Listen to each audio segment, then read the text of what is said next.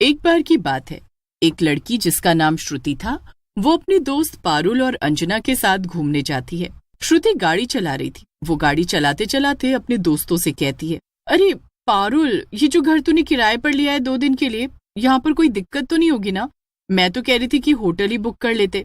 अरे पर श्रुति, वो गांव है, वहाँ होटल नहीं मौजूद है, और ये घर ना गांव से थोड़ी दूर जो जंगल है उसके बीचों बीच है। यहाँ पार्टी करने में बड़ा मजा आएगा, वहाँ पर आसपास हमें टोकने वाला भी कोई नहीं होगा। अरे पारुल, पर मुझे तो ऐसी जगह पर बड़ा डर लगेगा। तुझे इतना सुनसान घर लेने की भी क्या जरूरत थी? क्या तू भी अंजना, भला इसमें डरने जैसा क्या है? हम दोनों हैं तो चल, बहुत मजा आएगा। आखिरकार ये पार्टी मेरी नौकरी लगने की खुशी में जो है। हाँ भाई श्रुति, अच्छा है तू इतनी समझदार है। अब मैं और अंजना तो पढ़ाई में इतने अच्छे हैं नहीं, हम तो शादी करेंगे, लेकिन तूने हमेशा पढ़ाई में टॉप किया और अब इतनी अच्छी नौकरी, पार्टी करना तो बनता है। तीनों सहेलियां हंसने लगती हैं और थोड़ी ही देर में वो लोग उस जंगल के बीच मौजूद घर पर पहुंच जाती हैं। वो घर काफी पुराना और खंडहर जैसा लग रहा था, जैसे बहुत समय से खाली पड़ा हो। अरे ये क्या, इस घर की हालत ज्यादा ठीक नहीं लग रही श्रुति। अरे चिंता मत कर पारुल, ये जो घर का मालिक है उसने मुझे फोन पर बताया था कि घर के अंदर सारा खाने पीने का सामान मौजूद है, हमें कोई भी परेशानी नहीं होगी। क्या? तो फिर वो खुद हमें छोड़ने क्यों नहीं आया? हाँ, ये तो काफी अजीब बात है कि वो खुद यहाँ नहीं आया। अरे दोस्तों, वो असल में ना गांव वालों को लगता है कि ये घर भूतिया है, इसलिए ना वो घर का मालिक यहाँ नहीं रहता। वो तो घर बेचना चाहता है, मगर कोई ये घर लेता ही नहीं। ये सुनकर पारुल और अंजना हैरान रह जाती हैं। क्या भूतिया? श्रुति, ये तूने हमें पहले क्यों नहीं बताया? मैं तो यहाँ आती नहीं। हे भगवान, क्या होगा आज रात हमारे साथ? अरे कुछ नहीं होगा दोस्तों, तुम लोग तो जानते ही हो गाँव के लोग कैसे होते हैं, कुछ भी मान लेते हैं। चलो हम अंदर चलते हैं, यहाँ कोई भूत वूत नहीं है। चलो अंजना, अब यहाँ तक आकर हम वापस तो नहीं लौट सकते ना? चलो अंदर चलते हैं। अगली बार से मैं ही होटल बुक करने का काम करूंगी, श्रुति को नहीं करने दूंगी। तीनों घर के अंदर चली जाती हैं। रात हो जाती है और तीनों दोस्त आपस में बातें कर रही थी और मजे कर रही थी। वैसे क्या तुम दोनों जानती हो गांव वाले इस घर के बारे में क्या कहते हैं? नहीं, और हमें जानना भी नहीं। पारुल से बोलो कि ये चुप हो जाए। अरे अरे अंजना, डर मत, मैं हूं ना। और श्रुति, ये सब छोड़ना। अरे सुनो ना, लोग मानते हैं कि इस घर के अंदर एक भविष्यवाणी करने वाली चुड़ैल रहती है। क्या? इसका क्या मतलब? अरे इसका मतलब ये कि पहले इस घर में एक औरत रहा करती थी जिसका नाम था कामिनी।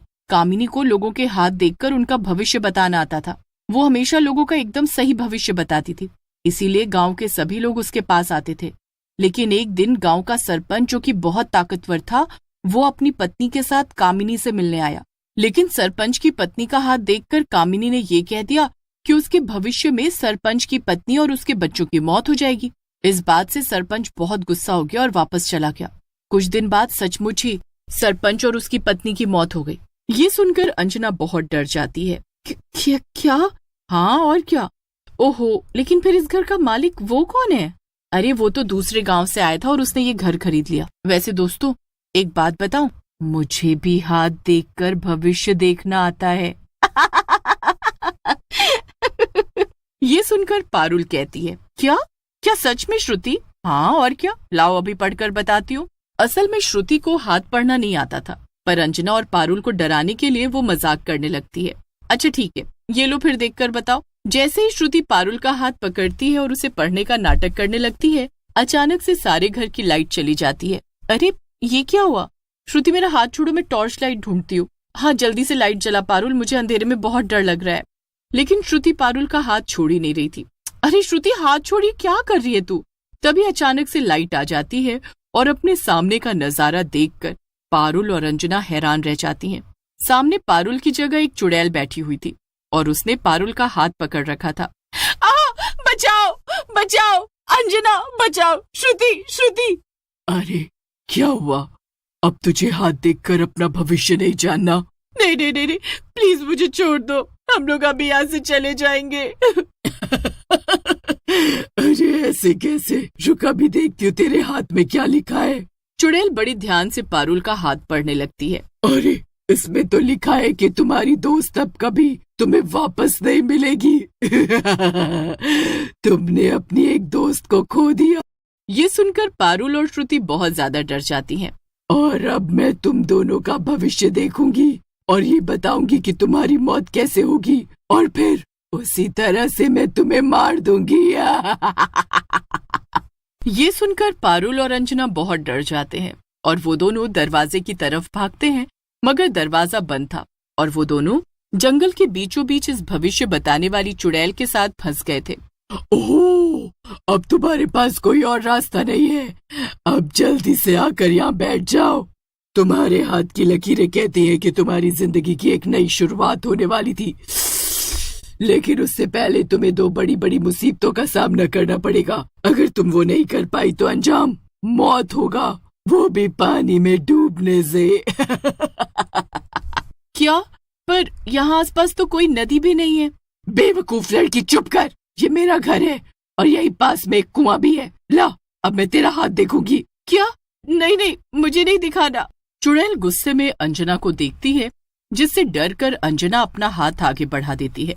तेरी किस्मत तो बहुत ही बुरी है। तेरे हाथ में लिखा है कि तेरे दोस्त अक्सर तुझे मुसीबत में फंसा देते हैं, ठीक जैसा आज हुआ, और उन्हीं की वजह से तू भी अपनी जान से हाथ धो बैठेगी। चुड़ैल जोर जोर से हंसने लगती है। हाँ, सही कहा तुमने, इन दोनों की वजह से हमेशा मैं फंस जाती हूँ। अंजना जोर जोर से रोने लगती है। चुप हो जा, अब रोने से क्या फायदा। चलो अब बताओ, तुम दोनों में से पहले किसे मारूं? और तुम्हारी कोई आखिरी इच्छा है क्या? तभी पारुल चुड़ैल को जवाब देती है। हाँ, अब तुम मुझे भी अपनी तरह हाथ पढ़ना सिखा दो, यही मेरी आखिरी इच्छा है। ये सुनकर चुड़ैल हंसने लगती है। नहीं, ऐसा मुमकिन नहीं है। क्यों? पर ऐसा क्यों? हाँ, यही मेरी आखिरी इच्छा है, तुम्हें ये पूरी करनी पड़ेगी। मगर तुम ये कला नहीं सीख सकती, क्योंकि असल में तुम्हारे पास मेरे जैसी आंखें नहीं है। क्या?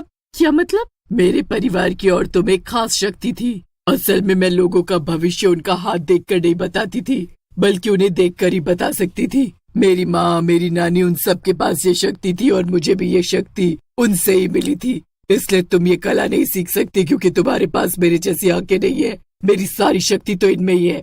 ये सुनकर पारुल समझ जाती है कि उस चुड़ैल को किस तरह से हराना है। वो अंजना की तरफ इशारा करती है और उससे कहती है कि वो भी अपनी आखिरी इच्छा बताए। अच्छा ठीक है, फिर तुम मेरी आखिरी इच्छा पूरी कर दो, हमें श्रुति से मिलवा दो। हम जानते हैं कि वो अभी मरी नहीं है, बस आखिरी बार। अच्छा ठीक है, फिर ये लो। तभी चुड़ैल श्रुति के शरीर से बाहर आ जाती है और श्रुति को होश आ जाता है। दोस्तों, ये भी क्या हुआ था दोस्तों? तभी श्रुति की नजर चुड़ैल पर पड़ती है और वो डर के मारे कांपने लगती है। चुड़ैल, भविष्यवाणी करने वाली चुड़ैल, भागो! अब क्या भागो? ये सब तेरी वजह से हुआ है श्रुति, मैं तुझे छोड़ूंगी नहीं। रुक, अभी बताती हूँ। अंजना श्रुति के बाल नोचने लगती है। ये क्या कर रही है तू अंजना? छोड़ मुझे, छोड़। ये ले। श्रुति भी अंजना के बाल नोचने लगती है। दोनों दोस्त आपस में एक दूसरे से बुरी तरह लड़ने लगती हैं। ये देखकर चुड़ैल और पारुल दोनों दंग रह जाती हैं। अरे अंजना, ये तो क्या कर रही है? रुक जा। भला तू श्रुति के बाल क्यों नोचने लगी? नहीं, मैं इसे नहीं छोड़ूंगी आज तो। अरे अगर तुझे इससे इतनी नफरत थी तो इसे वापस क्यों बुलाया? वो इसलिए ताकि मैं खुद इससे बदला ले सकूं। ये हमेशा मुझे फंसा देती है। और तुमने ही तो कहा था कि मेरी मौत मेरी इन दोस्तों की वजह से होगी, तो क्या मैं मरने से पहले अपना बदला भी ना लूं? इसीलिए ये मेरी आखिरी इच्छा भी थी। अरे अंजना, तू पागल हो गई है क्या? भला मैंने क्या किया? और मैं तुझे नहीं फंसाती अंजना, तू खुद ही इतनी बेवकूफ है, उसमें मैं क्या करूं? अरे तुम दोनों रुक जाओ, रुको वरना अच्छा नहीं होगा। जब चुड़ैल का ध्यान पूरी तरह से अंजना और श्रुति में था, इतनी देर में पारुल जाकर किचन से 2 चाकू ले आती है। ए चुड़ैल, जरा इधर तो देख। जैसे ही चुड़ैल पीछे मुड़ती है, पारुल उसकी आंखों में 2 चाकू घुसा देती है, जिससे चुड़ैल की आंखें फूट जाती हैं और उससे खून बहने लगता है। ये क्या किया? मेरी आंखें, मेरी जादुई आंखें, मेरी शक्तिशाली आंखें। तूने ही कहा था ना कि तेरी सारी शक्ति तेरी आंखों में है, तो ये ले चुड़ैल। कुछ ही देर में चुड़ैल तड़प तड़प कर मर जाती है और गायब हो जाती है। ये चुड़ैल तो मर गई, लेकिन अंजना तू मुझसे लड़ी क्यों? वो तो मेरा और पारुल का प्लान था चुड़ैल को भटकाने के लिए, और वैसे भी तू उसके लायक भी है श्रुति। सही कहा अंजना ने, अगर तू हमें यहाँ लेकर नहीं आती ना तो ये सब कभी होता ही नहीं। अच्छा ठीक है, माफ कर दो। चलो अब सो जाते हैं और सुबह यहाँ से भागकर वापस अपने घर चले जाएंगे। तीनों शांति से सो जाते हैं और अगले दिन चुड़ैल के घर से बहुत दूर चले जाते हैं।